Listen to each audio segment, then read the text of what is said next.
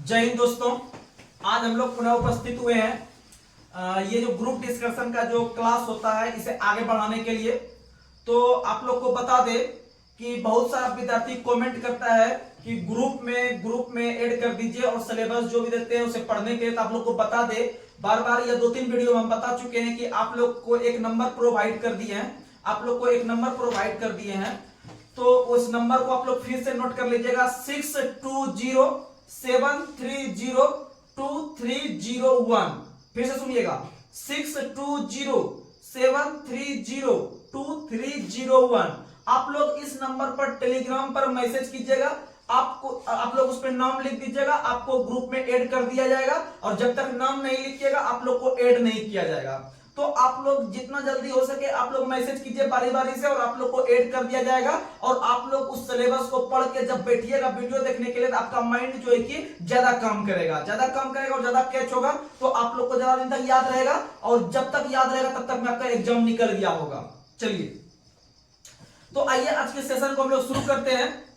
आज में आप लोग बताइएगा, साइंस में पहला सवाल कि गुणसूत्र का नामकरण करने वाला पहला व्यक्ति कौन था? वाल्डेयर। कौन था? वाल्डेयर। गुणसूत्र का नामकरण करने वाला पहला व्यक्ति कौन था? वाल्डेयर। गुणसूत्र का नामकरण करने वाला पहला व्यक्ति वाल्डेयर। और याद रखिएगा कि मानव में गुणसूत्र की संख्या 46। तो 23 जोड़ी गुणसूत्र होता है मानव में, वो होता है 22 प्लस एक्स और 22 प्लस वाई। 22 प्लस एक्स और 22 प्लस वाई, यानी समझिएगा 22 में से प्लस एक्स कर रहे हैं, यानी 22 एक 23। ये जो एक्स जुट रहा है ये महिला का गुणसूत्र। किसका गुणसूत्र? महिला का। और वाई जो होता है वो पुरुष का, यानी 22 प्लस एक्स हो गया महिला, अब 22 प्लस वाई हो गया पुरुष, यानी 22 22 44। एगो एक्स एगो वाई, कितना हो गया? 46। टोटल कितना हो गया? 46। और गुणसूत्र का नामकरण जो पहली बार किया था वाल्डेयर ने। और याद रखिएगा कि गुणसूत्र की संख्या जो होता है, गुणसूत्र की संख्या जो होता है आपका कुत्ता में, वो कुत्ता में होता है 78, कुत्ता में 78, घोड़ा में 64। और याद रखिएगा कबूतर में 80, कबूतर में 80। और याद रखिएगा मानव में 46, मानव में 46, तंबाकू में 48, तंबाकू में 48, और बंदर में 42, बंदर में 42। तो ये सब चीज याद रखने की कोशिश कीजिएगा। और जीन का पहली बार जो खोज किया था, ये जीन शब्द का पहली बार जो प्रयोग किया था वो जोहानसन ने, जीन जोसेफ। जीन में जो जो से बोलते हैं, जो से उसका आंसर जोहानसन, जीन का जोहानसन, जीन का जोहानसन, जीन का जोहानसन। अगला सवाल आप लोग बताइएगा, डीएनए से आरएनए बनने की क्रिया को क्या कहता है? अनुलेखन। क्या कहता है? अनुलेखन। डीएनए से आरएनए अनुलेखन, अनुलेखन। और याद रखिएगा डीएनए का फुल फॉर्म होता है डीऑक्सी राइबोन्यूक्लिक एसिड। डीएनए का फुल फॉर्म होता है डीऑक्सी राइबोन्यूक्लिक एसिड और आरएनए का होता है राइबोन्यूक्लिक एसिड। याद रखिएगा। और डीएनए की जो इकाई होता है वह क्या होता है? डीएनए की इकाई क्या होती है? डीएनए की इकाई कल बताए थे पिछला सेशन में, और डीएनए बताए थे और एक और बताए थे प्रकाश संश्लेषण। प्रकाश संश्लेषण की इकाई होती है क्वांटोसोम, प्रकाश संश्लेषण क्वांटोसोम। और डीएनए की इकाई होती है न्यूक्लियोटाइड, न्यूक्लियोटाइड। डीएनए की इकाई न्यूक्लियोटाइड और प्रकाश संश्लेषण का क्वांटोसोम। अगला क्वेश्चन, अगला क्वेश्चन आप लोग बताइएगा, मूंगफली के तेल का संग्रह कहाँ होता है? बीज पत्र में। कहाँ होता है? बीज पत्र में। अब बात आता है मूंगफली का, तो याद रखिएगा कि मूंगफली में प्रोटीन की मात्रा अधिक होती है, मूंगफली में प्रोटीन की मात्रा अधिक होती है। और मूंगफली का सबसे अधिक उत्पादन गुजरात करती है, मूंगफली का सबसे अधिक उत्पादन गुजरात। और गुजरात में कपास भी सबसे अधिक होता है, गुजरात में कपास। और कपास जो प्राप्त होता है वह बीज से, कपास बीज से। और याद रखिएगा कि कपास के लिए सबसे उपयुक्त मिट्टी जो है वो काली मिट्टी, काली कपासी या रेगुड़ मिट्टी में सबसे अधिक जो उपजने वाला जो फसल है वह है आपका कपास। और याद रखिएगा काली मिट्टी जो है सबसे अधिक जो है वह गुजरात महाराष्ट्र इलाका में, काली मिट्टी सबसे अधिक गुजरात महाराष्ट्र इलाका में, इसीलिए कपास का उत्पादन भी सबसे अधिक गुजरात राज्य करती है। और कपास का उत्पादन बीज से होता है। किससे होता है? बीज से। और याद रखिएगा आप लोग को पिछला सेशन में बताए थे बीज का अध्ययन स्पर्मोलॉजी, बीज का अध्ययन स्पर्मोलॉजी, फल का अध्ययन पोमोलॉजी। तो आप लोग सुनिएगा ध्यान से, फल का अध्ययन पोमोलॉजी, फूल का अध्ययन एंथोलॉजी, और बताइए आपको बीज का अध्ययन स्पर्मोलॉजी, बीज का अध्ययन स्पर्मोलॉजी। याद रखने की कोशिश कीजिएगा। अगला क्वेश्चन आप लोग बताइएगा, अगला क्वेश्चन आप लोग बताइए, बासी मक्खन के दुर्गंध का कारक कौन सा अम्ल है? ब्यूटरिक अम्ल। कौन सा अम्ल? ब्यूटरिक अम्ल। यानी बासी मक्खन, आप लोग को बताए हैं कि मक्खन, मक्खन यानी कहने का मतलब बटर, मक्खन का इंग्लिश क्या होता है? बटर। अब बटर से याद रखिएगा ब्यूटरिक अम्ल, बटर से याद रखिएगा ब्यूटरिक अम्ल, बटर से याद रखिएगा ब्यूटरिक अम्ल। यानी मक्खन में बटर, मक्खन का इंग्लिश बटर होता है, इसीलिए मक्खन जो बासी रहता है, जो उसमें दुर्गंध आने लगता है, वो ब्यूटरिक अम्ल होने के कारण होता है। और दूध से जो दही जमता है वो लैक्टोबैसिलस के कारण, लैक्टोबैसिलस। लैक्टो यानी लैक्टिक अम्ल, लैक्टो यानी लैक्टिक अम्ल। यानी क्वेश्चन पूछेगा कि दूध से दही जो जमता है किस जीवाणु से, तो बोलिएगा लैक्टोबैसिलस जीवाणु से। वही पूछेगा कि दूध या दही में कौन सा अम्ल होता है, तो लैक्टिक अम्ल। कौन सा अम्ल? लैक्टिक अम्ल। वही हमारे शरीर में जब कार्य अधिक करते हैं, या हमारे शरीर के द्वारा जब किसी दिन अधिक मात्रा में काम किया जाता है, तो हमारा शरीर दर्द उत्पन्न होता है। क्या उत्पन्न होता है शरीर में? दर्द। और दर्द जो उत्पन्न होता है वो मांसपेशी में लैक्टिक अम्ल के जमाव के कारण ही, हमारे शरीर में लैक्टिक अम्ल के जमाव से जो है कि शरीर दर्द होता है। तो क्वेश्चन पूछेगा कि मांसपेशियों में जो थकावट आती है वो कौन सा अम्ल जमा होने के कारण? लैक्टिक अम्ल। और दूध से दही में जो जमता है, या दूध और दही जो पाया जाता है, वह कौन सा? लैक्टिक अम्ल। और दूध से दही जो कन्वर्ट होता है किस जीवाणु के कारण? तो लैक्टोबैसिलस जीवाणु, लैक्टोबैसिलस। और याद रखिएगा यह रासायनिक परिवर्तन का उदाहरण है। किसका परिवर्तन? रासायनिक। क्योंकि जब हम कन्वर्ट कर चुके दूसरे रूप में, तो दोबारा उसे पुनः उस रूप में ला नहीं सकते, इसीलिए रासायनिक परिवर्तन का उदाहरण है। अगला क्वेश्चन, अगला क्वेश्चन आप लोग को बताना है, गर्भाशय में शिशु के विकास की जानकारी किस यंत्र के द्वारा? अल्ट्रासाउंड के द्वारा। किसके द्वारा? अल्ट्रासाउंड। अल्ट्रासाउंड रहेगा ऑप्शन में तो सही है, नहीं तो प्रासरव तरंग रहेगा। क्या रहेगा? प्रासरव तरंग, प्रासरव तरंग। और प्रासरव तरंग की जो रहता है, उसका जो रेंज रहता है वो 20,000 हर्ट्ज से ऊपर, 20,000 हर्ट्ज से ऊपर, 20,000 हर्ट्ज से ऊपर रहता है प्रासरव। आप लोग को बता देते हैं तरंग। तो तरंग में याद रखिएगा 3 प्रकार का होता है, एक होता है अपसरव तरंग, एक होता है सरव तरंग, एक होता है प्रासरव तरंग। तो अवसरव तरंग जो होता है वो सबसे कम होता है 20 हर्ट्ज से नीचे, 20 हर्ट्ज से नीचे। और 20 से 20,000 हर्ट्ज जो हमारा कान सुन सकता है उसे सरव तरंग कहते हैं। क्या कहते हैं? सरव तरंग। और 20,000 हर्ट्ज से जो प्लस में कम करता है उसे हम लोग कहते हैं प्रासरव, अर्थात अल्ट्रासोनिक वेव। क्या कहते हैं? Ultrasonic wave. और अल्ट्रासोनिक वेव को जो सुन सकता है कुत्ता, बिल्ली वगैरह, चमगादड़ वगैरह सुन सकता है। और मनुष्य जो सुन सकता है वह आपका सरव तरंग, वह आपका सरव, 20 हर्ट्ज से 20,000, 20 हर्ट्ज से 20,000। अगला, और ध्वनि की इकाई डेसिबल, ध्वनि की इकाई डेसिबल, ध्वनि की इकाई डेसिबल। अगला क्वेश्चन बताना है, और मनुष्य अधिक से अधिक जो सुन सकता है 95 डेसिबल। कितना डेसिबल? 95। और डीजे वगैरह ये जो चलता है 110 डेसिबल पे चलता है, इसलिए डीजे में ज्यादा दिन अगर रेगुलर यूज कीजिएगा डीजे के सामने, मतलब ज्यादा आप वहां पर अगर आप कहीं पास करते हैं डीजे के पास, तो आपका कान जो है कि खराब हो सकता है बहुत जल्द।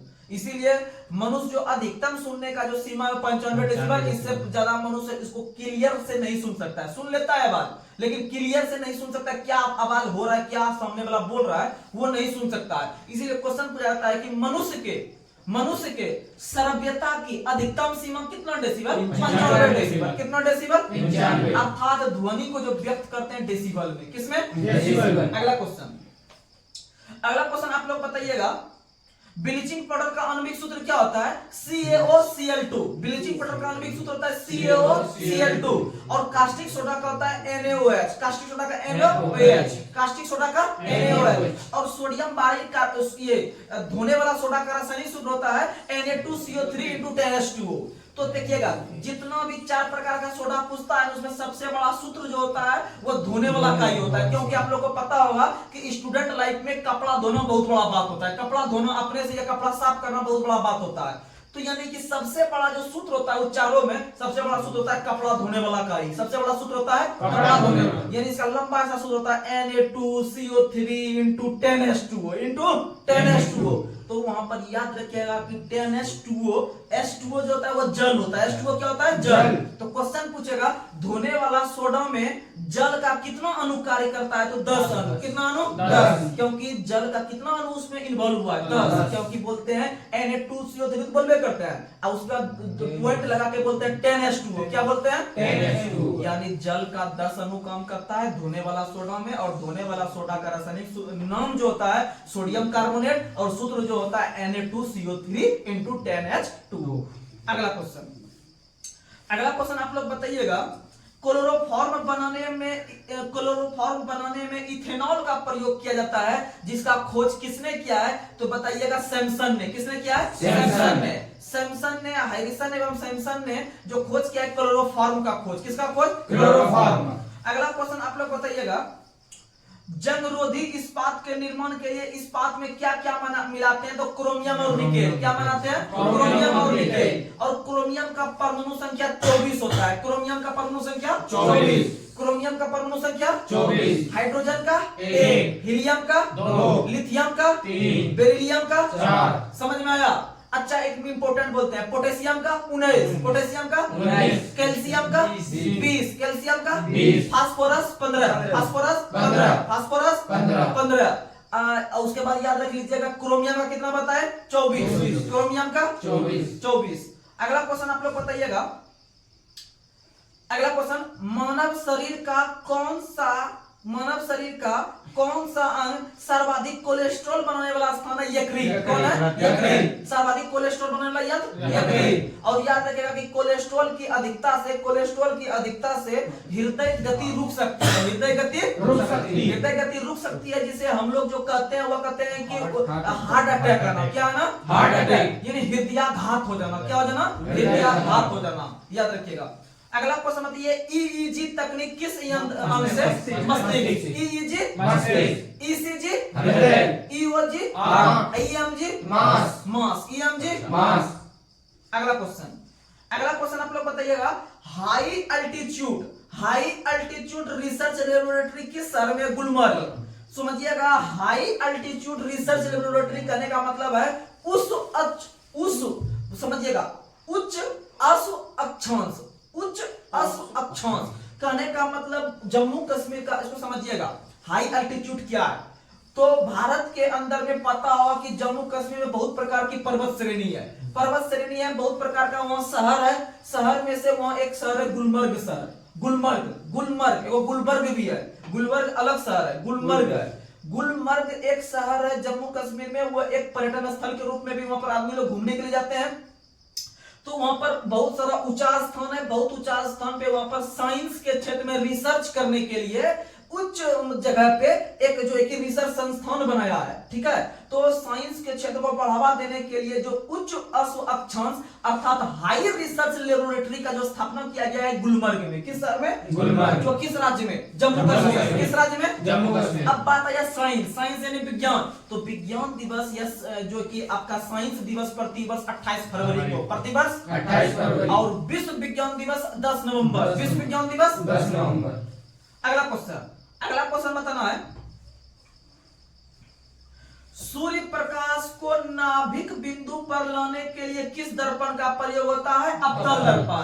तो आप लोग को बताए हैं, क्वेश्चन कह रहा है कि जब सूर्य के प्रकाश से वहां पर प्रकाश निकला तो पृथ्वी पर जो पहुंचता है, अगर उस प्रकाश को हम लोग एक जगह केंद्रित करने का काम करें तो वह अवतल दर्पण करता है। और अवतल दर्पण जैसे आप लोग समझते होंगे, बहुत प्रकार के डॉक्टर होते हैं, नाक के डॉक्टर, कान के डॉक्टर, आंख के डॉक्टर या दांत के डॉक्टर, वो एक प्रकार से इसे लेंस से देखते हैं, यानी वो अवतल दर्पण से देखते हैं। किससे देखते हैं? अवतल दर्पण। अब बताइए, प्रकाश का जो किरण आ रहा है उसको एक जगह एब्जॉर्ब करके, यानी एकजुट करके वहां से इसको फिर फोकस मारेगा, बताइए अच्छा से अंग देख पाएगा कि नहीं देख पाएगा। इसीलिए सभी प्रकार के डॉक्टर किस प्रकार के तरंग का किस प्रकार के दर्पण का प्रयोग? अवतल। किस प्रकार का? अवतल। क्योंकि अवतल दर्पण प्रकाश को एक जगह जो है कि लाके दिखाता है, तो वहां पर ज्यादा आदमी फोकस कर पाता है।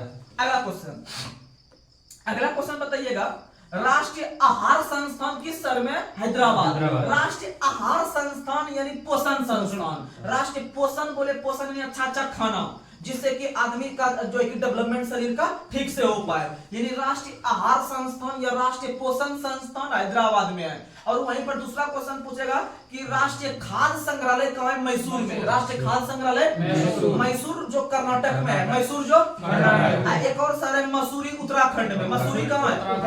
मसूरी उत्तराखंड में है और मैसूर कर्नाटक में है। और मैसूर में जो है कि याद रखिएगा राष्ट्रीय खाद्य संग्रहालय स्थित है। अगला क्वेश्चन बताना है, सूर्य के किरणों की तीव्रता को मापने वाला उपकरण का नाम क्या है? एक्टिनोमीटर। समझिएगा सूर्य के बारे में। तो सूर्य बताना है कि सूर्य का जो तापमान होता है या सूर्य के जो सतह का तापमान होता है उसे मापने वाले यंत्र को कहते हैं बोलोमीटर। क्या कहते हैं? बोलोमीटर। सूर्य के सतह की तीव्रता, सूर्य के सतह के तापमान को मापने के लिए बोलोमीटर का प्रयोग करते हैं। और याद रखेगा कि सूर्य की तीव्रता या अधिकतम उच्च तापमान जहां पर मापेंगे वहां पर पायरोमीटर का प्रयोग करते हैं। किसका प्रयोग करते हैं? पायरोमीटर। वहीं अगर क्वेश्चन पूछ देगा कि सूर्य के किरणों की तीव्रता किसके द्वारा मापते हैं तो एक्टिनोमीटर। तीव्रता पूछेगा तो और सीधा पूछेगा कि सूर्य का जो तापमान का पता लगाते हैं किससे तो बोलोमीटर। किससे लगाते हैं? बोलोमीटर। तीव्रता लगाएगा तभी एक्टिनोमीटर मारेंगे, तीव्रता लगाएगा तभी एक्टिनोमीटर। और याद रखिएगा कल हम पिछले सेशन में बताए थे सूर्य केंद्र सिद्धांत, जिसको कि हेलियोसेंट्रिक थ्योरी बोले थे। तो सूर्य केंद्र सिद्धांत जो दिया था वो बताए थे सूका यानी सूर्य केंद्र सिद्धांत कोपरनिकस। सूर्य केंद्र सिद्धांत कोपरनिकस। एक बताए थे खाने वाला भुट्टा यानी भुट्टा। भूमि को जो बताया था भूमि को वो टॉलमी ने, भूमि को और बताए थे सूर्य केंद्र सिद्धांत कोपरनिकस। सूर्य केंद्र सिद्धांत कोपरनिकस। और कोपरनिकस का संबंध जो था वो कहां से था? पोलैंड से। कहां से था? पोलैंड से। कोपरनिकस का संबंध पोलैंड से। और एक और क्वेश्चन बताए थे कि ग्रहों का जो गति का नियम दिया हुआ केपलर ने। ग्रहों का गति का नियम केपलर ने। ग्रहों का गति का नियम केपलर ने दिया है। और याद रखिएगा केपलर का संबंध जो था वो जर्मनी से था। कहां से था? जर्मनी से। और आइंस्टीन का जन्म भी कहां हुआ है? जर्मनी में। आइंस्टीन का जन्म भी कहां हुआ है? जर्मनी में। और जर्मनी की राजधानी बर्लिन। जर्मनी की राजधानी बर्लिन। जर्मनी की राजधानी बर्लिन है और बर्लिन स्प्री नदी के किनारे स्थित है। अगला क्वेश्चन आप लोग बताइएगा। एक उड़ते हुए चक्के की प्रति सेकंड घूर्णन किसमें मापी जाती है? स्ट्रोबोस्कोप। जैसे देखिएगा ऊपर में उड़ रहा है कोई हवाई जहाज, उसमें भी जो है कि चक्का लगा हुआ रहता है। तभी तो जब वो ये हाईवे इस पे क्या कहते हैं उसको, जब वो हवाई अड्डा पे उतरता है रनवे पे जब उतरता है तो वो देखते हैं कि चक्का के बल पे बहुत दूरी तक वो दूरी तय करता है। 2-3 किलोमीटर जब वो दूरी तय करता है तो इसका मतलब उसमें चक्का का भी यूज किया जाता है। और जब वही जब ऊपर बढ़ता है तो ऐसा नहीं है कि चक्का खुल के नीचे गिर जाता है, तो वो भी उसके साथ जाता है। अब मान लीजिए वो भी जब हवा में चल रहा होगा तो वो भी हवा के बल पे घूम रहा होगा नीचे। जब हवा के बल पे घूम रहा है, चक्का है लेकिन ये हवा में घूम रहा है, तो उसकी गति ज्ञात करने के लिए स्ट्रोबोस्कोप, किसका यंत्र का प्रयोग? स्ट्रोबोस्कोप। समझ में आया? यानी ऊपर में उड़ रहे चक्के की गति को ज्ञात करने के लिए स्ट्रोबोस्कोप। और याद रखना कि किसी भी यंत्र के चक्के की जो गति यानी कि जो गोल गोल घूमती है उसकी गति को ज्ञात करने के लिए गायरोस्कोप। कौन सा स्कोप? गायरोस्कोप। कौन सा स्कोप? गायरोस्कोप। और किसी भी यंत्र में उस या फिर किसी भी वाहन में उसकी गति को ज्ञात करने के लिए जो लगाया जाता है वो स्पीडोमीटर। क्या लगाया जाता है? स्पीडोमीटर। जैसे बाइक होता है, बाइक में गति को ज्ञात करने के लिए स्पीडोमीटर। क्या लगाते हैं? स्पीडोमीटर। तो क्वेश्चन पूछेगा किसी भी वाहन की गति को ज्ञात करने के लिए कौन सा यंत्र? स्पीडोमीटर। कौन सा यंत्र? स्पीडोमीटर। अगला क्वेश्चन आप लोग बताइएगा, ऑक्सीजन का खोज किसने किया है? प्रिस्टले। तो बता देते हैं 3-4 प्रकार का गैस होता है, इससे संबंधित एग्जाम में क्वेश्चन आता है, तो समझिएगा ध्यान से। ऑक्सीजन का खोज पूछे तो प्रिस्टले। अब बता देते हैं नाइट्रोजन का खोज पूछे तो रदरफोर्ड। वहीं पर अगर हम बात करें हीलियम का, आप लोग को पता होगा कि बहुत प्रकार का अक्र गैस होता है, इंटीजर गैस होता है। तो बहुत प्रकार के अक्र गैस में से एक अक्र गैस होता है हीलियम। तो हीलियम का खोज किया है लोकेयर ने। लेकिन और बहुत सारा अक्र गैस होता है जैसे ऑर्गन, रेडॉन, जीनॉन, ये सब जो अक्र गैस है ना, ये सब अक्र गैस का खोज किया रैमजे एवं रेयलेन। सीधा क्वेश्चन पूछेगा कि अक्र गैस का खोज किसने किया है? तो अक्र गैस का खोज किया है रैमजे एवं रेयलेन ने। अगर पूछे स्पेशली वहां से हीलियम को निकाल ले, हीलियम भी अक्र गैस है, लेकिन हीलियम को अगर स्पेशली पूछ ले कि हीलियम का खोज किसने किया तो लोकेयर ने। हीलियम का खोज लोकेयर। ये हो गया आपका ऑक्सीजन, उसके बाद हो गया आपका ये हीलियम, उसके बाद हो गया अक्र गैस। उसके बाद एक और गैस पूछता है जैसे कि हाइड्रोजन गैस का खोज किया कैवेंडिश ने। हाइड्रोजन गैस का खोज किया है कैवेंडिश। और नाइट्रोजन रदरफोर्ड बता ही दिए। अगला क्वेश्चन आप लोग बताइएगा, टीएनटी का फुल फॉर्म क्या होता है? एक प्रकार का विस्फोटक के रूप में टीएनटी होता है, जिसका फुल फॉर्म होता है trinitrotoluene. Trinitrotoluene, trinitrotoluene. उसी प्रकार से एक और प्लास्टिक विस्फोटक है आपका आरडीएक्स। आरडीएक्स का नाम सुने होंगे, बड़ा बड़ा आतंकवादी संगठन जो होता है वो आरडीएक्स लगा के बड़े बड़े सेना को जो कि उड़ाने का काम करती है। तो आरडीएक्स जो बड़े बड़े सड़क पे बिछा देती है और पता भी नहीं चलता। आरडीएक्स जब गाड़ी चढ़ती है उस पे तो जो है कि जैसे पुलवामा अटैक सब कैसे हुआ था, तो गाड़ी में रोड पे बिछा दिया है वो बम, आरडीएक्स लगा दिया है, अब गाड़ी से पार करेगी, वो जब दवाई जो प्रेशर आएगा तो अपने फूट जाता है। तो यानी वो आरडीएक्स होता है, प्लास्टिक विस्फोटक होता है, विस्फोटक पदार्थ है। तो आरडीएक्स का फुल फॉर्म होता है research and developed explosive. Research and developed explosive, ये एक प्रकार का प्लास्टिक विस्फोटक है, ये एक प्रकार का प्लास्टिक विस्फोटक है, याद रखिएगा आरडीएक्स। अगला क्वेश्चन बताना है, कैंसर अस्थि मज्जा से कौन से भाग को प्रभावित करता है? तो ल्यूकेमिया। कैंसर अस्थि मज्जा के कौन से भाग को प्रभावित करता है? ल्यूकेमिया।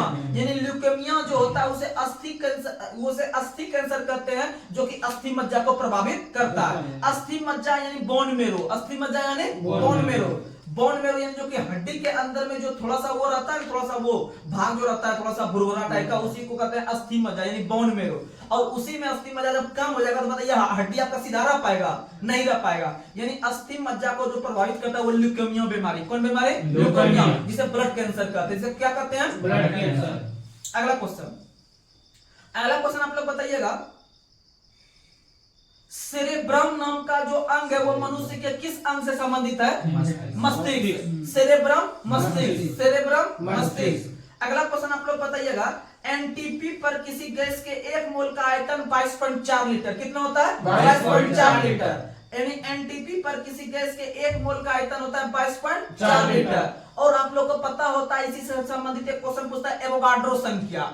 एवोगाड्रो संख्या का मान होता है 6.022 into 10 to the power 23। 6.022 गुना 10 पर पावर 23, ये होता है एक एवोगाड्रो संख्या का मान।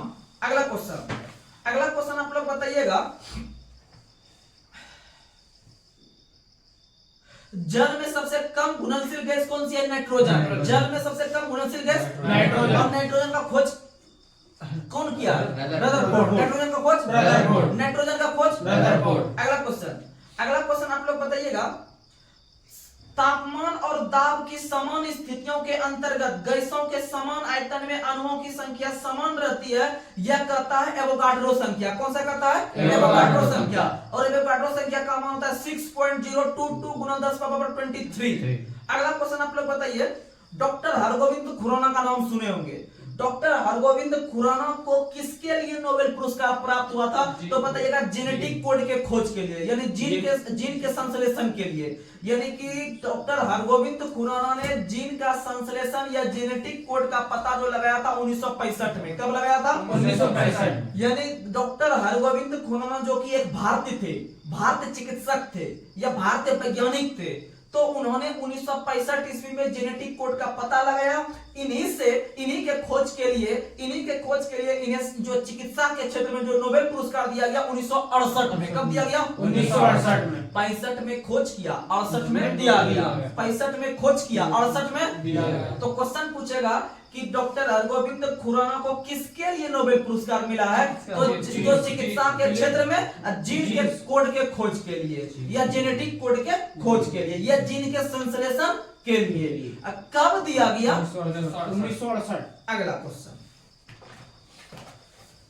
क्वेश्चन आप लोग बताइएगा, कपास किससे प्राप्त होता है? शरीर के किस हिस्से से कपास होता है? बीज से। बताए थे कपास जब यानी रुई जो फोड़िएगा तो बीज को फोड़कर रुई प्राप्त होता है, अर्थात बीज से। अगला क्वेश्चन आप लोग बताइएगा, पौधे के किस भाग से जूट की प्राप्ति होती है? तना से। यानी पौधे का जो तना होता है, यानी कि जो लंबा टाइप होता है, उसी का साइड से हम लोग जो है कि प्राप्त करते हैं, जो है कि जूट। क्या प्राप्त करते हैं? जूट। और जूट का सबसे अधिक उत्पादन जो भारत में करती है वो पश्चिम बंगाल। कौन करती है? पश्चिम बंगाल। जूट का उत्पादन करने में पश्चिम बंगाल प्रथम स्थान पर है, दूसरे स्थान पे बिहार है, दूसरे स्थान पे बिहार है। और जूट को हम लोग गोल्डन रेशा के नाम से जानते हैं। जूट को हम लोग किस नाम से जानते हैं? गोल्डन रेशा। जूट को हम लोग किस नाम से जानते हैं? गोल्डन रेशा। और याद रखिएगा कि भारतीय जूट संस्था का स्थापना 1972 में हुआ है।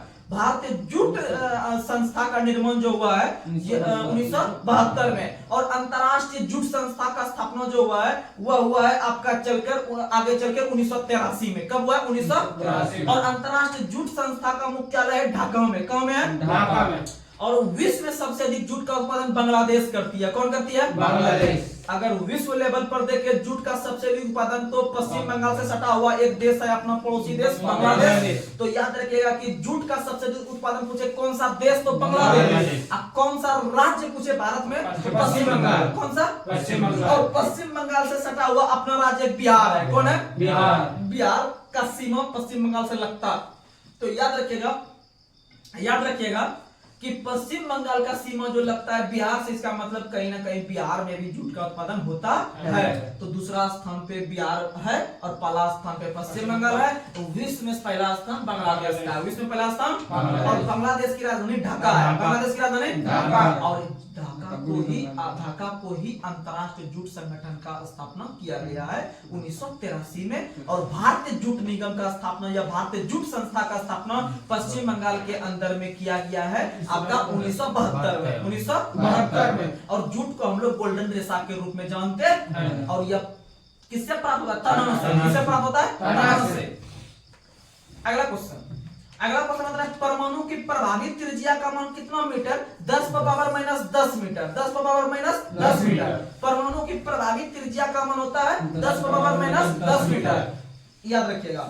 और 10 पर पावर माइनस 10 होता है 1 एंगस्ट्रम का मान भी। 1 एंगस्ट्रम देखिएगा। तरंग दैर्घ्य का मतलब होता है एंगस्ट्रम। तरंग दैर्घ्य का सही मतलब एंगस्ट्रम। तरंग दैर्घ्य का ऐसा ही मतलब होता है एंगस्ट्रम। और तरंग दैर्घ्य को समानता मापते हैं मीटर में। किसमें मापते हैं? मीटर में। क्योंकि एक एंगस्ट्रम का मान होता है 10 पर पावर माइनस 10 मीटर। यानी इसका वैल्यू जो बता रहे हो किसमें बता रहे हैं? मीटर में। यानी कि तरंग दैर्घ्य को समानता किसमें मापते हैं? मीटर में। और सबसे अधिक तरंग दैर्घ्य होता है लाल रंग का। किसका होता है? लाल रंग का। यानी एकमात्र चीज लाल रंग का अधिक होता है तरंग दैर्घ्य से। क्या होता है? तरंग दैर्घ्य। अब बाद बाकी सब चीज कम होता है उसका। बाद बाकी सब चीज कम होता है लाल का, और सब चीज अधिक होता है उसमें से बैगनी का। अगला क्वेश्चन बताना है मानव शरीर में प्रचुर मात्रा में कौन सा तत्व उपस्थित है? ऑक्सीजन। मानव शरीर में सबसे अधिक मात्रा में ऑक्सीजन है, क्योंकि आप लोग को पता होगा सबसे अधिक मात्रा में शरीर में जल है। 65 से 75% हमारे शरीर में जल है। और जब जल है इसका मतलब जल को बनाने में ऑक्सीजन का प्रयोग होता है कि नहीं होता है? क्योंकि जल जो बनाते हैं वो दो तत्व से मिलकर बनाते हैं H2O। जल का अक्षर होता है H2O, यानी एक हाइड्रोजन एक ऑक्सीजन, एक हाइड्रोजन एक ऑक्सीजन। इसीलिए सबसे अधिक मात्रा में गैस पूछेगा या तत्व पूछेगा तो वहां पर हम लोग लगाएंगे ऑक्सीजन। क्या लगाएंगे? ऑक्सीजन। क्योंकि ऑक्सीजन एक प्रकार का आवर्त सारणी का एक तत्व है। और आवर्त सारणी में ऑक्सीजन का परमाणु संख्या जो होता है वह होता है 8। क्या होता है? 8। क्या होता है? 8। ऑक्सीजन का परमाणु संख्या 8। O से ऑक्सीजन, O से 8। O से ऑक्सीजन, O से 8। इसका खोज प्रिस्टले। इसका खोज प्रिस्टले। अगला क्वेश्चन बताना है रसायनों का राजा किस रसायन को कहते हैं? H2SO4। किसे कहते हैं? H2SO4। किसे कहते हैं? H2SO4। रसायनों का राजा H2SO4 को कहते हैं, जिसे हम लोग सल्फ्यूरिक अम्ल के रूप में भी जानते हैं। और इसे रसायनों के राजा के साथ साथ ऑयल ऑफ विटोरियल, क्योंकि ये सभी चीज को घुला देते हैं। अगला क्वेश्चन लार की प्रकृति कैसी होती है? क्षारीय। आप लोग को बता चुके हैं। एक होता है लार होता है, एक होता है दूध। एक होता है लार, एक होता है दूध। दूध जो हम लोग पीते हैं और मुंह में जो लार होता है उसको लार कहते हैं। तो कहने का मतलब है कि दोनों का पीएच मान पूछता है कि भाई लार का पीएच मान बताइए कितना होता है और दूध का पीएच मान कितना होता है। आप लोग को बता दे कि लार को जो होता है, लार को हम लोग जो है कि जब बच्चा में लार टपकता है तो लार को हम लोग पोंछते हैं। क्या करते हैं? पोंछते हैं। यानी उसका जो इकाई डिजिट होगा वो पो से पोंछ रहे हैं, पो से पहुंच लेंगे। यानी कि 6.5 यानी कि इकाई डिजिट पकड़ना है। लार को हम लोग पोंछ रहे हैं, अर्थात लास्ट में क्या लिखेंगे? 5, यानी 6.5। और उसी तरह में कंफ्यूज करता है बार बार लड़का को दूध का पीएच मान, क्योंकि दोनों का जो है कि सटा है, इसलिए कंफ्यूज कर जाता है कि दूध का होगा 6.5 और कि लार का होगा 6.5। तो समझिएगा, तो लार को हम लोग क्या किए, पोछे। तो लार को जब पोछे तो उसका इकाई डिजिट 6.5 हो जाएगा, यानी 5 हो जाएगा पॉइंट के बाद। उसी तरह से दूध होता है, दूध को हम लोग जो है ना, जब दूध हम लोग खाते हैं तो उसको चाट के खाते हैं। कैसे खाते हैं? यानी चाट के, यानी उसका इकाई डिजिट 4 लगाएंगे। क्या लगाएंगे? यानी चाट से 4, जैसे चाट के खाएंगे दूध को तो उसको 4 लगा देंगे लास्ट में, यानी 6.4, यानी 6.4, यानी कि लार हो गया 6.5, लार हो गया 6.5, क्योंकि लार को हम क्या करते हैं, पोंछते हैं। तो लार का 6.5 और दूध को हम लोग चाटते हैं, यानी कि 6.4। तो ये दोनों को आप माइंड में फिट कीजिएगा। एक नंबर आपको सिलेक्शन दिला सकता है, एक नंबर आपको सिलेक्शन से बाहर कर सकता है।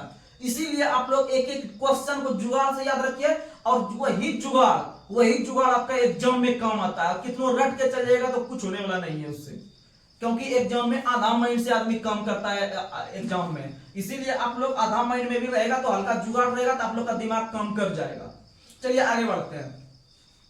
अगला क्वेश्चन आप लोग को बताना है, तो इसीलिए आप लोग बता सकते हैं कि लार की प्रकृति क्या होती है। लार जो होता है मुंह में, देखिए लार जो होता है वो कैसी होती है। अब आप लोग को बता दे, 7 से जो कम होता है वो क्या होता है, अम्लीय। 7 से कम होता है अम्लीय, और 7 से ज्यादा होता है क्षारीय, और 7 के बराबर होता है उदासीन। 7 के बराबर होता है उदासीन, 7 के बराबर होता है उदासीन। अब आप लोग बताइए कि अम्ल होगा कि क्षार होगा कि उदासीन होगा?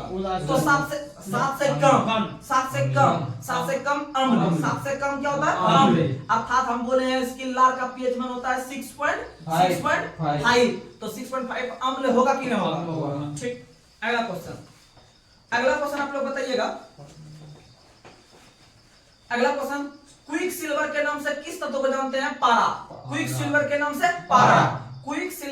से पारा को जानते हैं। और याद रखिएगा कि पारा का प्रयोग हम लोग थर्मामीटर में करते हैं। किसमें करते हैं? थर्मामीटर में करते हैं। और इसका प्रयोग हम लोग जो है कि ट्यूबलाइट में भी करते हैं। किसमें करते हैं? ट्यूबलाइट में। याद रखिएगा कि ट्यूबलाइट में एक तो ऑर्गन गैस भरी जाती है, ट्यूबलाइट में ऑर्गन गैस के साथ साथ कम दाब पर पारा को भी डाला जाता है। किसको डाला जाता है? पारा को। तो याद रखिएगा कि पारा का उपयोग हम लोग थर्मामीटर के साथ साथ ट्यूबलाइट में भी करते हैं। ट्यूबलाइट में ऑर्गन के साथ साथ कम दाब पर पारा को भी मिश्रित करके डाला जाता है। और याद रखिएगा कि पारा को हम लोग थर्मामीटर में यूज करते हैं। और पारा थर्मामीटर को जो आविष्कार किया वो किया है फ़ारेनहाइट में। किसने किया है? फ़ारेनहाइट ने। किसने किया है? फ़ारेनहाइट में दर्शाते हैं ये बुखार को। जैसे बुखार आता है तो फ़ारेनहाइट में पैमाना उसका मान होता है 98.6। कितना होता है? 98.6। और केल्विन में 310, केल्विन में 310, और सेल्सियस में 37, सेल्सियस में 37। कांच वाले बल्ब में कौन सी गैस रहती है? कांच वाला जो बल्ब होता है इसमें होता है नाइट्रोजन गैस।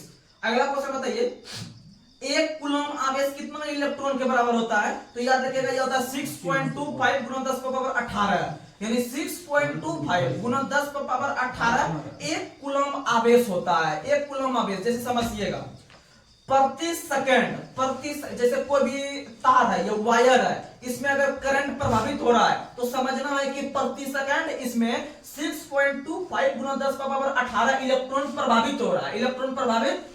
तभी जो है कि करंट एक जगह से दूसरे जगह प्रभावित हो रहा है। तो इसमें समझिएगा कि विद्युत धारा का जो प्रवाह होता है वह आपका इलेक्ट्रॉन के स्थानांतरण के फलस्वरूप, क्योंकि अगर इलेक्ट्रॉन का स्थानांतरण या आयन का स्थानांतरण एक जगह से दूसरे जगह नहीं होगा तो करंट का सप्लाई भी नहीं होगा।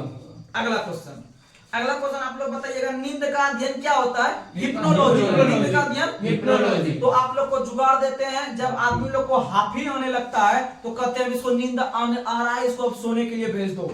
अर्थात हाफी आना, हौसे हिप्नो, यानी कि नींद का अध्ययन हिप्नोलॉजी।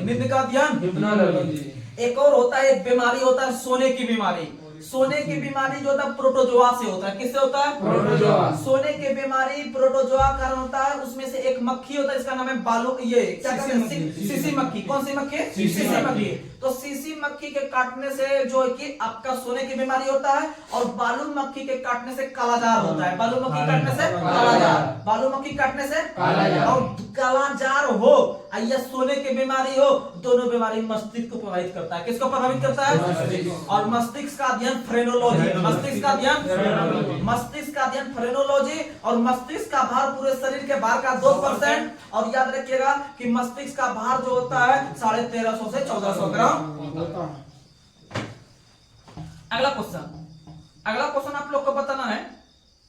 अगला क्वेश्चन, धातु किस प्रक्रिया के द्वारा गर्म होती है? चालन। धातु जो होती है अर्थात मेटल जो होती है, और मेटल का परिभाषा या धातु का परिभाषा होता है कि उस वस्तु को या उस तत्व को अगर हम पीटते हैं तो आवाज आती है। क्या आती है? आवाज। यानी ऐसा आवर्त सारणी के अंतर्गत स्थित ऐसा तत्व जो कि चमकती हो, यानी जिसमें चमकदार हो, यानी कि उससे जो कि चमकीला दिखाई पड़े और उसको पीटने पर आवाज आती हो, तो हम उसे धातु के अंतर्गत रखते हैं। हम उसे धातु के अंतर्गत रखते हैं। तो धातु में जो गर्म होता है, अर्थात जैसे समझते हैं आप लोग खाना बनाते होंगे, सभी स्टूडेंट लाइफ में गुजर रहे होंगे, तो अगर आप लोग अपने से खाना बनाते होंगे तो उसमें से आप कढ़ाई रखते होंगे गैस चूल्हा पे। तो जब कढ़ाई रखते होंगे तो आप लोग जैसे उसको जलाने के बाद पहले आपको उसका सेंटर गर्म होता है, जो उसका वो बीच वाला भाग होता है वो गर्म होता है। तब गर्म होते पहुंचा जहां पर कढ़ाई का जो पकड़ने वाला रहता है, तब यहाँ पर आके थोड़ी देर के बाद ही गर्म होता है। पहले यहाँ गर्म हो गया, तब फिर धीरे धीरे चलते इलेक्ट्रॉन का स्थानांतरण होता है, होते तब यहाँ के गर्म होता है। तब हम लोग कपड़ा पकड़ के उसका यूज करते हैं। इसका मतलब हम कह सकते हैं कि पहले जैसे जलाइए सेंटर को गर्म किया, सेंटर से ये आग या गर्मी चलते तब यहाँ पहुंचा, यानी चल रहा है वो एक दूसरे के तरफ। क्या हो रहा है? चल रहा है। अर्थात चालन विधि के द्वारा। किस विधि के द्वारा? चालन विधि। किस विधि के द्वारा? तो आज के बाद भूलना नहीं है आप लोग को कि धातुएं जो गर्म होती है किस विधि के द्वारा? चालन विधि। धातुएं किस विधि के द्वारा? चालन विधि। समझ में आया? अगला क्वेश्चन, एक भी क्वेश्चन अगर बढ़िया से 50-100 क्वेश्चन भी दिन भर में फिट कर लिए ना, तो उस समझिए अगर आपका इजी क्वेश्चन एग्जाम में गलती नहीं होता है, अगर इजी क्वेश्चन पे आप कमांड रखते हैं तो आपका रिजल्ट कभी नहीं जो है कि रुकेगा। ये समझ लीजिए, कभी नहीं रुकेगा। एग्जाम में लड़का अच्छा तैयारी करके जाता है और उसका इजी क्वेश्चन अगर डिप्रेशन में आके थोड़ा सा प्रेशर, एग्जाम का प्रेशर कुछ अलग होता है, उसमें अगर वो इजी क्वेश्चन गलती कर देता है, बस वहीं पर वो जो है कि रिजल्ट वो नहीं ले पाता है। और जो है कि आपको इजी क्वेश्चन पे कमांड रखना है। इजी क्वेश्चन अगर आपसे नहीं छूटेगा एग्जाम में, समझिए रिजल्ट पक्का होगा, रिजल्ट पक्का हो जाएगा। अगला क्वेश्चन बताइएगा, लॉ ऑफ फ्लोटिंग सिद्धांत किस वैज्ञानिक ने दिया है? आर्किमिडीज। लॉ ऑफ फ्लोटिंग, अब इसको समझते हैं। लॉ ऑफ फ्लोटिंग इंग्लिश में है, इसे हम लोग जो हिंदी में कहते हैं वह इसको कहते हैं तैरने का नियम। क्या कहते हैं? तैरने का नियम, या उत्प्लावकता का नियम, या क्या कहते हैं? उत्प्लावन का नियम। क्या कहते हैं? उत्प्लावन। अर्थात ये जल से संबंधित है। किससे संबंधित है? जल पे। यानी जल में जो आप तैरते हैं, आप जो तैरना जो संभव है, या फिर जल में जो आप नाव चलाते हैं, तो नाव जो चलाते हैं वो किस विधि के द्वारा चलता है? तो याद रखिए वो आर्किमिडीज के सिद्धांत पर उस पे जो है कि तैर रही है। किस सिद्धांत पर? आर्किमिडीज। यानी तैरने का नियम, यानी हम जो तैर रहे हैं वो किस नियम का फॉलो कर रहे हैं? आर्किमिडीज। अर्थात जल से संबंधित अगर पूछेगा क्वेश्चन और उससे ऊपर पे चलने वाला पूछेगा, चाहे नाव पूछे या आदमी या तैराक तैर रहा है, तो उसके लिए आर्किमिडीज लगाएंगे। क्या लगाएंगे? आर्किमिडीज। यानी आर्किमिडीज का संबंध तैरने के नियम से। आर्किमिडीज का संबंध तैरने के नियम, और तैरने का नियम को इंग्लिश में कह देते हैं लॉ ऑफ फ्लोटिंग। क्या कह देते हैं? Law of floating. फ्लोटिंग मतलब तैरना, फ्लोटिंग मतलब तैरना, स्विमिंग मतलब भी तैरना होता है, फ्लोटिंग मतलब भी तैरना, टेंशन नहीं लेना। तो कहने का मतलब है कि कौन सा वैज्ञानिक ने तैरने का नियम दिया है? आर्किमिडीज। क्या दिया है? आर्किमिडीज। आर्किमिडीज का संबंध जिस देश से था ना, ये क्वेश्चन में एग्जाम में पूछा गया है कि आर्किमिडीज का संबंध किस देश से है, तो याद रखिएगा आर्किमिडीज का संबंध है ग्रीस से। कहां से है? ग्रीस से। आर्किमिडीज का संबंध कहां से? ग्रीस से। आर्किमिडीज का संबंध कहां से? ग्रीस से। ग्रीस से। ग्रीस वही ग्रीस जो कि एथेंस, यूनान वगैरह जानते होंगे, जहां से पहला ओलंपिक खेल शुरू हुआ था, वो चीज याद रखिएगा। अगला क्वेश्चन आप लोग बताइएगा, रेखा गणित का पिता किसे कहा जाता है? यूक्लिड को। किसे कहा जाता है? यूक्लिड को।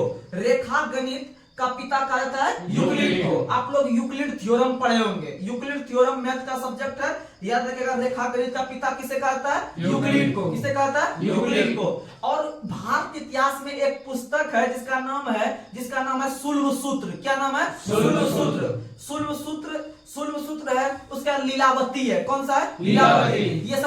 ये सब जो संबंधित है विज्ञान अर्थात मैथ से संबंधित है। किससे संबंधित है? मैथ से। किससे संबंधित है? मैथ से। याद रखिएगा, ये लीलावती मैथ से। अगला क्वेश्चन आप लोग बताइएगा, बोफोर्ट जो एक मापक्रम है, बोफोर्ट एक प्रकार का यंत्र है जो किसे मापने में प्रयोग में आता है, बताइएगा हवा की गति। कल हम लोग पढ़े थे एक एनीमोमीटर होता है, एनीमोमीटर हवा की गति को मापता है, एनीमोमीटर हवा की गति। अगर एनीमोमीटर सब आदमी याद कर लिया है, आप लोग को याद करना है बोफोर्ट मापक्रम, यानी बोफोर्ट भी एक प्रकार के मापने का यंत्र है जो कि हवा को मापने का काम करती है। यानी एनीमोमीटर और बोफोर्ट दोनों किसे मापता है, हवा की गति एवं दिशा, हवा की गति एवं दिशा, हवा की गति एवं दिशा नापने के लिए एनीमोमीटर के साथ साथ बोफोर्ट, एनीमोमीटर के साथ साथ बोफोर्ट। एक होता है टी स्केल, एक होता है टी स्केल। टी स्केल जो मापता है, टी स्केल जो मापता है, ये चक्रवात की गति, किसको मापता है, चक्रवात की गति, चक्रवात की गति। टी स्केल किसे मापता है, चक्रवात की गति, याद रखिएगा। और बोफोर्ट और एनीमोमीटर क्या मापता है, हवा की गति, हवा की गति या पवन का वेग, या पवन का वेग। और याद रखिएगा कि बादलों की दिशा, बादलों की दिशा मापता है नेफोस्कोप, बादलों की दिशा नेफोस्कोप, बादलों की दिशा नेफोस्कोप। अगला क्वेश्चन, अगला क्वेश्चन आप लोग बताइएगा, रुधिर में ग्लूकोज की मात्रा का बढ़ना कौन से बीमारी को इंगित करता है, मधुमेह। शरीर में या रुधिर में ग्लूकोज की मात्रा अर्थात चीनी की मात्रा जब बढ़ जाएगा तो चीनी बीमारी हो जाता है, इसलिए उसे चीनी या मीठा वगैरह नहीं खाया जाता है, यह खाने का सलाह दिया जाता है। याद रखिएगा कौन से बीमारी बढ़ जाता है, मधुमेह। मधुमेह को ही डायबिटीज कहते हैं, क्या कहते हैं, डायबिटीज। और प्रत्येक वर्ष डायबिटीज दिवस या मधुमेह दिवस या चीनी बीमारी दिवस जो मनाते हैं 14 नवंबर को बाल दिवस भी मनाते हैं। लेकिन विश्व बाल दिवस 20 नवंबर, विश्व बाल दिवस 20 नवंबर। आप लोग को बता दें राष्ट्रीय बाल दिवस 14 नवंबर, इसमें अगर 6 दिन आगे बढ़ेंगे तो मिल जाएगा आपको विश्व बाल दिवस। क्या मिलेगा, विश्व बाल दिवस, दोनों ध्यान में रखना चाहिए। अगला क्वेश्चन, कैंसर के अध्ययन को क्या कहते हैं, कैंसर के अध्ययन को ऑन्कोलॉजी कहते हैं, क्या कहते हैं, ऑन्कोलॉजी। कैंसर के अध्ययन को ऑन्कोलॉजी, झीलों के अध्ययन को लिम्नोलॉजी, झीलों के अध्ययन को लिम्नोलॉजी। अगला क्वेश्चन आप लोग बताइएगा, कीमोथेरेपी का प्रयोग किस बीमारी के इलाज में किया जाता है, कैंसर। किसमें, कैंसर। किसमें किया जाता है, कैंसर। और कैंसर का अध्ययन ऑन्कोलॉजी, कैंसर का अध्ययन ऑन्कोलॉजी, कैंसर का अध्ययन ऑन्कोलॉजी। अगला क्वेश्चन आप लोग बताइए, ऑस्टियोपोरोसिस एक रोग है, ऑस्टियोपोरोसिस एक रोग है, नाम से भी पकड़िएगा, ऑस्टियोपोरोसिस। ऑस्टियोपोरोसिस एक रोग है हड्डी का, किसका है, हड्डी का, क्योंकि हड्डी का जो अध्ययन कहलाता है वो ऑस्टियोलॉजी कहलाता है, क्या कहलाता है, ऑस्टियोलॉजी। यानी ऑस्टियोलॉजी, दिमाग लगाना है, ऑस्टियोपोरोसिस भी बीमारी पूछेगा तो उसके लिए आंसर क्या लगाएंगे, हड्डी। हड्डी को ही अस्थि बोलते हैं, क्या बोलते हैं, अस्थि। और हड्डी और हड्डी के जोड़ को जो कहते हैं वह कहते हैं लिगामेंट्स, क्या कहते हैं, लिगामेंट्स। और हड्डी और मांसपेशी को जोड़ को कहते हैं टेंडन, क्या कहते हैं, टेंडन। हड्डी और मांसपेशी को जोड़ को कहते हैं टेंडन। आप लोग याद रखिएगा एक चीज, एमबीटी, एमबीटी क्या याद रखिएगा, एमबीटी। एमबीटी यानी मोहम्मद बिन तुगलक, एक शासक का नाम है मोहम्मद बिन तुगलक, उसको शॉर्ट में कहते हैं एमबीटी। यानी एम से बना लीजिएगा मांस, बी से बना लीजिएगा बोन, बोन यानी हड्डी, बोन मतलब हड्डी, यानी एम से मांस, बी से बोन। अब बचा क्या, टी, क्या बचा, टी, टी से मार देंगे टेंडर, क्या मार देंगे, टेंडर। क्वेश्चन यहाँ से ये बना कि मांस पहला हो गया, दूसरा हो गया बोन, यानी मांस और बोन के हड्डी के जोड़ को कहते हैं टेंडर, क्या कहते हैं, टेंडर, क्या कहते हैं, टेंडर। यानी मांस और बोन जब टेंडर ले लिया तो लिगामेंटस लेगा हड्डी हड्डी, लिगामेंटस लेगा हड्डी हड्डी, लिगामेंटस लेगा हड्डी हड्डी। अगला क्वेश्चन आप लोगों को पता, और हड्डी में कितना परसेंट फास्फोरस, 8%, कितना परसेंट, 8%। शरीर में खून 7%, हड्डी में फास्फोरस 8%, और शरीर में खून 7%, और प्रोटीन जो होता है आपका सोयाबीन में वह होता है आपका कितना परसेंट, 42%, कितना परसेंट, 42। और यूरिया में नाइट्रोजन 46%, यूरिया में नाइट्रोजन 46%। अगला क्वेश्चन आप लोग बताइएगा, अगला क्वेश्चन बताइए, नासा का फुल फॉर्म क्या होता है। नासा देखिए, जैसे भारत के अंदर में इसरो काम कर रही है, कौन कर रही है, इसरो। इसरो जो है कि बड़े बड़े जैसे चंद्रयान 3 गया, चंद्रयान 1 गया, चंद्रयान 2 गया, यानी बड़ा बड़ा अंतरिक्ष यान को भेजता है अलग अलग जगह खोज करने के लिए। तो उसी प्रकार से अमेरिका का जो स्पेस एजेंसी का नाम है वो है नासा, क्या नाम है, नासा। यानी इंडिया के अंदर में इसरो, अमेरिका के अंदर में नासा, उसी तरह जापान के अंदर में जक्सा, उसी तरह जापान के अंदर में जक्सा, उसी तरह जापान के अंदर में जक्सा। यानी और कनाडा के अंदर में होता है CNSA, इसको कहते हैं सांसा, यानी CNSA।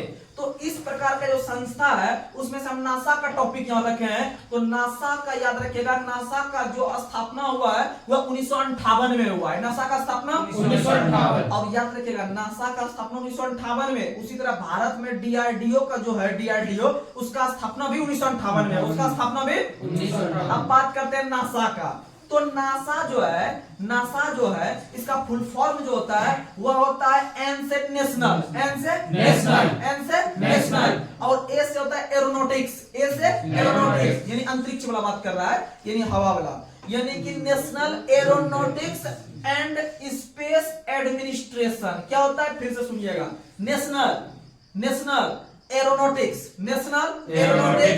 एंड स्पेस मतलब अंतरिक्ष, स्पेस मतलब अंतरिक्ष। फिर से national aeronautics and space administration, समझ में आया? National aeronautics and space administration, national aeronautics and space administration. इसका स्थापना 1958। और याद रखिएगा कि नासा के वर्तमान में अध्यक्ष हैं जिम ब्रेनस्टाइन। अगला क्वेश्चन आप लोग बताइएगा। अगला क्वेश्चन बताइए, वायुमंडल के अध्ययन को क्या कहते हैं? मीटेरियोलॉजी। वायुमंडल के अध्ययन को मीटेरियोलॉजी, अर्थात मौसम के अध्ययन को भी मीटेरियोलॉजी कहते हैं। मौसम के अध्ययन को भी वायुमंडल यानी मौसम। याद रखिएगा, मौसम के अध्ययन को मीटेरियोलॉजी के रूप में जानते हैं। वहीं सौरमंडल के अध्ययन को कॉस्मोलॉजी सौरमंडल के अध्ययन को कॉस्मोलॉजी करते हैं। और सौरमंडल का खोज 1540 ईस्वी में जो किया है वह कोपरनिकस ने। किसने किया है? कोपरनिकस। और सूर्य केंद्र सिद्धांत भी क्या दिया है? कोपरनिकस का संबंध किस देश से? पोलैंड से। कहां से? पोलैंड से। अगला क्वेश्चन बताइए, आवर्त सारणी का खोज किसने किया है? बताइए। मोसले। आवर्त सारणी का खोज किसने किया है? मोसले। आवर्त सारणी में अगर हम आधुनिक लगा के बोलेंगे तो बोलिएगा मोसले, यानी आधुनिक आवर्त सारणी का खोज किया है मोसले। आधुनिक आवर्त सारणी का खोज मोसले। आप सिर्फ बोलेंगे आवर्त सारणी तो मेंडलीव, सिर्फ बोलेंगे आवर्त सारणी तो मेंडलीव, यानी आधुनिक आवर्त सारणी का खोज किया है मोसले ने। और खाली अगर पूछ देंगे आपसे कि आवर्त सारणी का खोज किसने किया? मेंडलीव। आवर्त सारणी का खोज मेंडलीव। अब आपको थोड़ा सा एक चीज बता देते हैं, आवर्त सारणी जो मोसले ने खोज किया है 1913 में खोज किया है। और उनका संबंध जो था मोसले का वो ब्रिटेन से था। मोसले का संबंध ब्रिटेन से। वहीं अगर हम सिर्फ आवर्त सारणी का बात करें तो आवर्त सारणी का जो खोज किया है वह किया है मेंडलीव ने जो खोज किया है वह किया है 1869 में। कब किया है? 1869 में। 1869 में हमारे देश के जो राष्ट्रपिता महात्मा गांधी कहलाते हैं उनका भी जन्म हुआ है, तो याद रखिएगा 1869 ईस्वी में मेंडलीव के द्वारा आवर्त सारणी का खोज किया गया। और याद रखिएगा कि दोनों जो है, एक बोल दिए आधुनिक आवर्त सारणी, एक बोल दिए सिर्फ आवर्त सारणी। तो आधुनिक आवर्त सारणी जो है यह आपका संबंधित है परमाणु संख्या के आधार पे। किस पे आधारित है? परमाणु संख्या। और परमाणु भार पे आधारित है आपका ये मेंडलीव वाला, यानी कि आवर्त सारणी। यानी आवर्त सारणी को जो रखा था उन्होंने पीरियोडिक टेबल में, वह रखा था परमाणु भार के आधार पे। किस आधार पे? यानी मेंडलीव भार पे रखा था। मेंडलीव किस पे रखा था? भार पे। और मोसले रखा था परमाणु संख्या। मोसले रखा था। और आप लोग को बता दिए हैं कि जितना भी आवर्त सारणी में तत्व है और सभी का संकेत है शॉर्ट में, इंग्लिश में संकेत होता है। जैसे हाइड्रोजन का H, हीलियम का He, उसी तरह लिथियम का Li। तो इस तरह जो संकेत होता है, यह संकेत देने का काम किया था बर्जीलियस ने। किसने किया था? बर्जीलियस ने संकेत दिया है। और आधुनिक आवर्त सारणी मोसले ने, सिर्फ आवर्त सारणी मेंडलीव ने। मेंडलीव का घर जो था वो रूस था और इसका मोसले का घर ब्रिटेन था। मोसले ने 1913 में दिया था और ये 1869 में दिया था। अगला क्वेश्चन आप लोग बताइएगा, व्यापारिक वैसलीन किससे निकाला जाता है? पेट्रोलियम से। व्यापारिक वैसलीन किससे निकाला जाता है? पेट्रोलियम से। और पेट्रोलियम जो निकाला जाता है वो अपसादी चट्टान से। पेट्रोल डीजल वगैरह जो निकाला जाता है वो अपसादी चट्टान, और अपसादी चट्टान को परतदार चट्टान के रूप में भी जानते हैं, क्योंकि परत दर परत जब वो जम होता है तो सड़ गल के एक जैविक पदार्थ के रूप में बनता है, जिसको लोग पेट्रोल डीजल के रूप में ग्रहण करते हैं। अगला क्वेश्चन आप लोग बताइएगा, वनस्पति तेल से जो घी में परिवर्तन होता है वो हाइड्रोजनीकरण प्रक्रिया द्वारा, किस प्रक्रिया द्वारा? हाइड्रोजनीकरण प्रक्रिया द्वारा। अगला क्वेश्चन बताइए, जब सूर्य से पृथ्वी की अधिकतम दूरी होती है तो उसे क्या कहा जाता है? अपसौर। क्या कहा जाता है? अपसौर। क्या कहा जाता है? अपसौर। अब समझिएगा, अपसौर और उपसौर बहुत कंफ्यूजन भरा क्वेश्चन है, तो समझिएगा। एक होता है अपसौर, एक होता है उपसौर, एक क्या होता है? उपसौर। तो समझिएगा, जब पृथ्वी सूर्य से अधिकतम दूरी पर होता है, किस दूरी पर होता है? अधिकतम दूरी पर। वो डेट होता है 4 जुलाई। तो याद रखिएगा कि 4 जुलाई एक ऐसा दिन होता है जब पृथ्वी सूर्य से अधिकतम दूरी पर होता है, यानी ज्यादा दूरी पे होता है। तो अब बच्चा के पास क्वेश्चन ऐसा आता है तो सोचता है अपसौर मारे कि उपसौर मारे, तो थोड़ा सा जुगाड़ देते हैं आपको। जब दूर रहता है यानी लंबा दूरी, थोड़ा बड़ा दूरी पे रहता है, तो ये याद रखिएगा दोनों जो अक्षर शुरू होता है, एक होता है उ से, एक होता है उ से, एक होता है उ से, एक होता है ओ से, एक होता है ओ से। अच्छा, उ और ओ में बड़ा कौन है? बड़ा कौन देखने में लग रहा है? उ अब लग रहा है कि ओ लग रहा है? ओ कौन है? ओ। उ जो है सिर्फ ऐसे करके उ हो गया, और ओ जो है कि ऐसे करके पूरा ऐसे करके फिर ऐसे करते हैं, यानी उ और ओ में जो बड़ा होता है वह होता है ओ। कौन होता है? ओ। यानी जब दूरी पे होता है सबसे अधिक तो उसके साथ हम ओ को लगाएंगे। किसको लगाएंगे? ओ को। यानी कि बड़ा ओ है इसीलिए लंबा दूरी के साथ ओ को लगाएंगे, और जब ओ मेरा लंबा दूरी वाला ले लिया तो उ क्या लेगा? छोटा दूरी वाला। अब यहाँ पर पकड़ में हमको आया कि जब सूर्य से अधिकतम दूरी पे पृथ्वी रहेगा तो अपसौर, ओ। जब दूर पे रहेगा तो ओ वाला लगाएंगे अपसौर, वहीं पर जब नजदीक में रहेगा छोटका वाला लगा के कम चला लेंगे उपसौर। क्या लगा लेंगे? उपसौर, यानी उ। समझ में आया? और नजदीक में जब रहता है तो उसे अपसौर कहते हैं। ऐसा स्थिति 3 जनवरी को, वहीं जब दूर रहता है तो वह 4 जुलाई को। तो समझ सकते हैं जब नया साल शुरू होता है तो सबसे पहले जनवरी मिलता है, पहले जुलाई मिलेगा हमको, पहले जनवरी। अब नजदीक में 3 जनवरी को सटा देंगे, देखिए दोनों जुगाड़ लग गया। तो यानी कि जब महीना शुरू होता है तो जनवरी 3 जनवरी पहले मिलेगा, तो आपको कम दूरी के साथ हम लोग छोटा वाला अक्षर भी लगा लिए हैं और उसके साथ छोटा डेट भी लगा लिए हैं 3 जनवरी। अब वहीं पर जब हम लंबा दूरी तय करेंगे, यानी दूरी पर रहेगा तो और लगा देंगे, और उसके साथ जुलाई महीना वाला लगा देंगे 4 जुलाई। समझ में आया? तो ये बात फिट करना है। और जब नजदीक में रहता है तो उसकी दूरी होता है 14.70 करोड़ किलोमीटर। जब पृथ्वी के नजदीक रहता है सूर्य तो समझिएगा उसका दूरी होता है 14.70 करोड़ किलोमीटर। वहीं जब ज्यादा दूर पे रहता है यानी 4 जुलाई वाला यानी ओ वाला रहता है तो समझिएगा उसमें 15.21 करोड़ किलोमीटर, 15.21 यानी लमसम 30-50 करोड़ किलोमीटर एक्स्ट्रा होता है। अगला क्वेश्चन बताना है फरवरी में होता है क्या? 20 और 21 फरवरी, वो 22 दिसंबर और 21 फरवरी। सुनिए क्या सुनिएगा, अगला ये इसका सवाल है 20 और 21 क्या होता है? 20 और 21 नहीं होता है, 21 मार्च और 23 सितंबर होता है। 21 मार्च और 23 सितंबर, 21 मार्च और 23 सितंबर जो होता है, 23 सितंबर जो होता है उस दिन और रात बराबर होता है। उस दिन दिन और रात बराबर होता है। 21 मार्च और 23 सितंबर, 21 मार्च को उत्तरी गोलार्ध में होता है और 23 सितंबर को दक्षिणी गोलार्ध में होता है। ये क्वेश्चन था। और एक और क्वेश्चन इस पे आता है 21 जून और 22 दिसंबर। 21 जून और 22 दिसंबर, 21 जून और 22 दिसंबर को जो होता है उस दिन बड़ा होता है, यानी 21 जून को जो है कि उत्तरी गोलार्ध में सबसे बड़ा दिन, और वहीं दक्षिणी गोलार्ध में सबसे बड़ा दिन जो होता है वो होता है 22 दिसंबर। समझ में आया? यानी 21 जून को जिस दिन हम लोग योगा दिवस मनाते हैं, 21 जून को योगा डे मनाते हैं, उस दिन बहुत बड़ा होता है। जब जिसको मौका मिले उस समय योग लेकिन करना चाहिए, मोदी को सपोर्ट करना चाहिए, ये चीज था। अगला क्वेश्चन बताना है चुंबकीय फ्लक्स का मतलब क्या होता है? चुंबक फ्लक्स का मतलब होता है वेबर, चुंबक फ्लक्स का मतलब वेबर, चुंबक फ्लक्स का मतलब वेबर, और चुंबकीय घनत्व का मतलब होता है लक्स, घनत्व का मतलब लक्स, घनत्व का मतलब लक्स।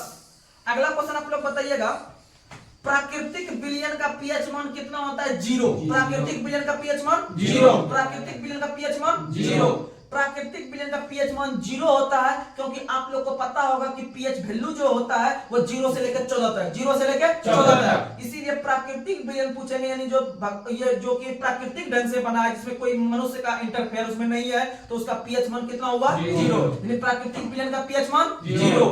और अगर उदासीन रहेगा तो 7 के बराबर, उदासीन रहेगा तो क्षार रहेगा तो 7 से अधिक, क्षार रहेगा तो 7 से कम रहेगा तो अम्ल, 7 से कम रहेगा तो अम्ल। अगला क्वेश्चन, 7 के बराबर उदासीन, 7 के बराबर उदासीन, 7 के बराबर है, ये नहीं उदासीन है, 7 से अधिक है तो आपका जो है क्षार हो जाएगा, 7 से कम अम्ल हो जाएगा। अगला क्वेश्चन, अगला क्वेश्चन बताना है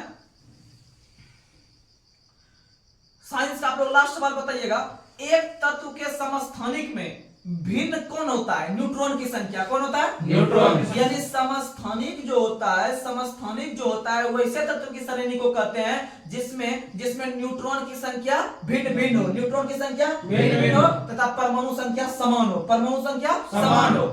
यानी वैसा तत्व का श्रेणी जिसमें परमाणु संख्या समान हो लेकिन उसमें न्यूट्रॉन की संख्या भिन्न भिन्न हो, न्यूट्रॉन की संख्या भिन्न भिन्न हो, उसे क्या कहते हैं? समस्थानिक। क्या कहते हैं? समस्थानिक। और वैसा तत्व का श्रेणी जिसमें न्यूट्रॉन की संख्या समान हो उसे कहते हैं समन्यूट्रॉनिक। क्या कहते हैं? समन्यूट्रॉनिक। तो आज साइंस को यहीं तक स्थगित रखते हैं। तो आप लोग इसे जहां भी जो भी क्वेश्चन में डाउट होगा तो आप लोग कमेंट बॉक्स में कमेंट कर सकते हैं, लेकिन आप लोग रेगुलर बने रहिएगा।